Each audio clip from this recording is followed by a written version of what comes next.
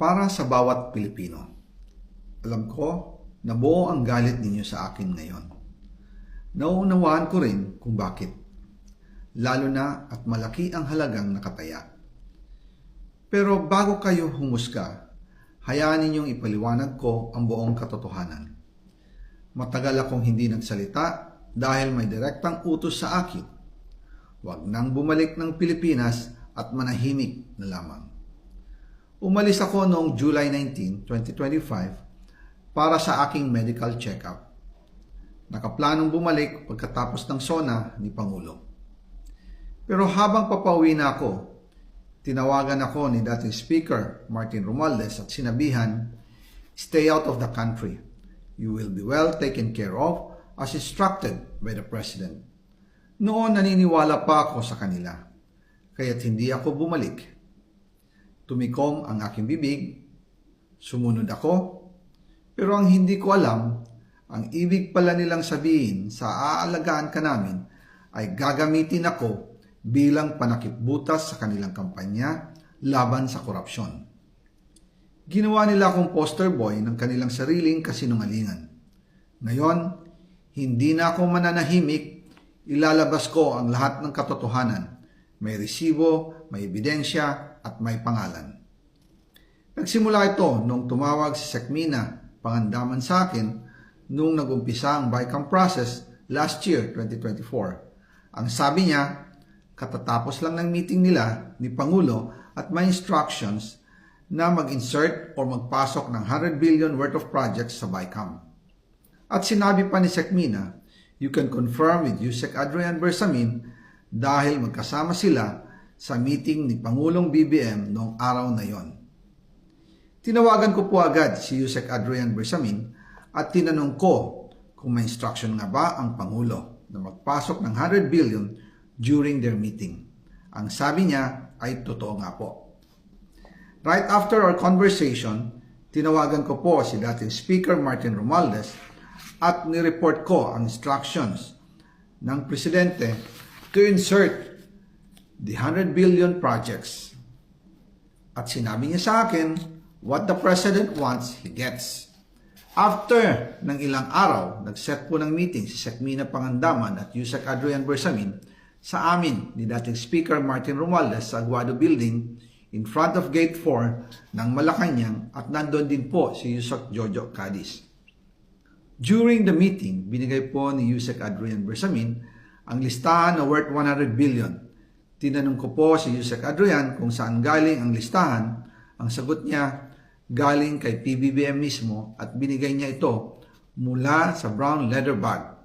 Nung sinabi po ni Yusek Adrian Bersamin, yung brown leather bag, naalala ko noong nasa Singapore kami right after the elections of May 2022 sa Hilton Hotel, kami ni dating Speaker Martin and PBBM habang pauwi at pabalik ng Pilipinas, hinabol ng PSG ang brown leather bag at ang sabi ni PBBM, maiwan na lahat, wag lang ang brown leather bag.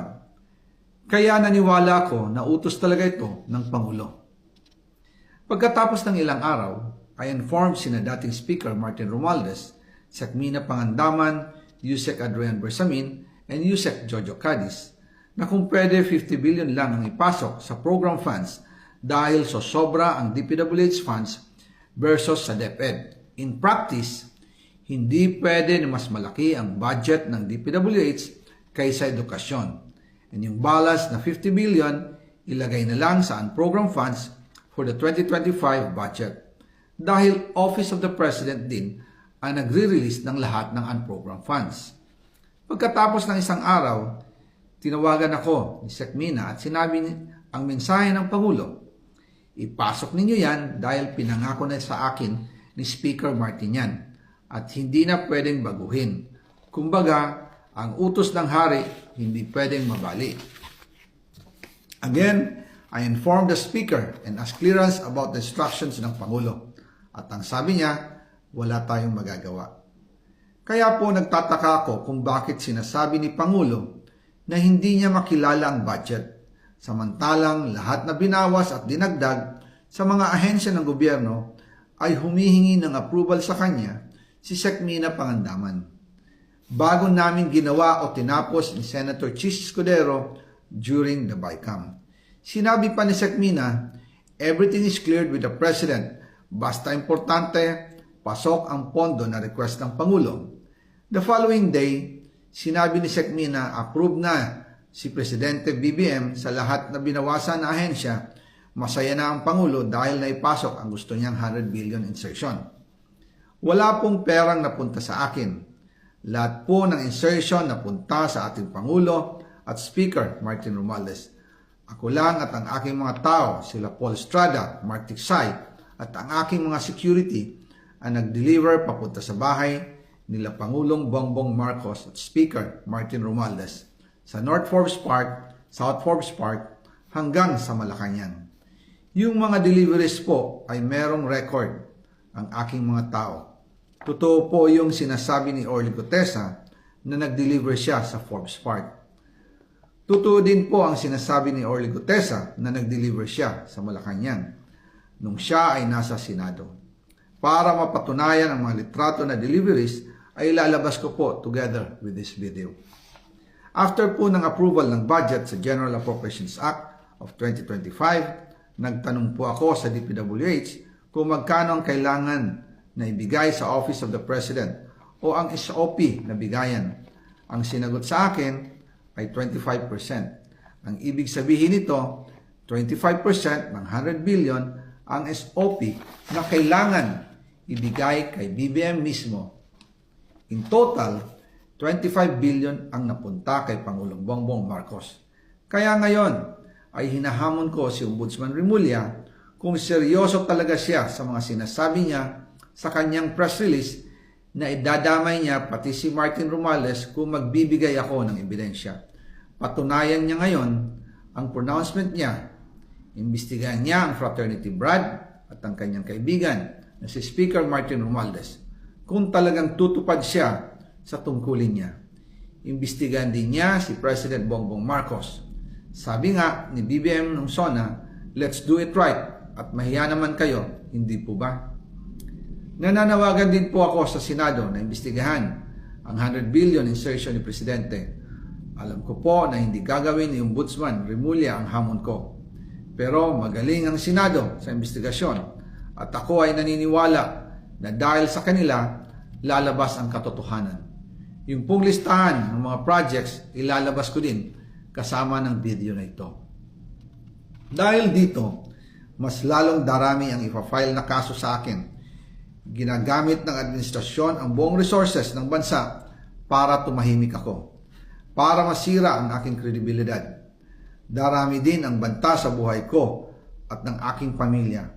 March 2025 pa lang, si Speaker ay nagpaparinig na sa akin sa aming meeting that he will shoot me if I will talk.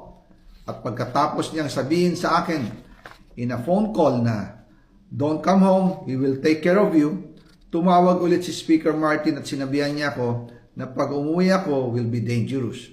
Kasi they might hire someone to do a rub out on me or hire the police to kill me while in jail.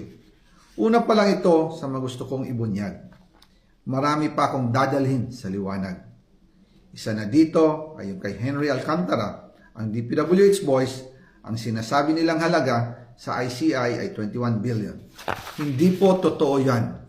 Ang totoong numero ay 56 billion pesos at yung pong halaga na yan ay kay Pangulong Bongbong Marcos at Martin Romualdez na punta lahat.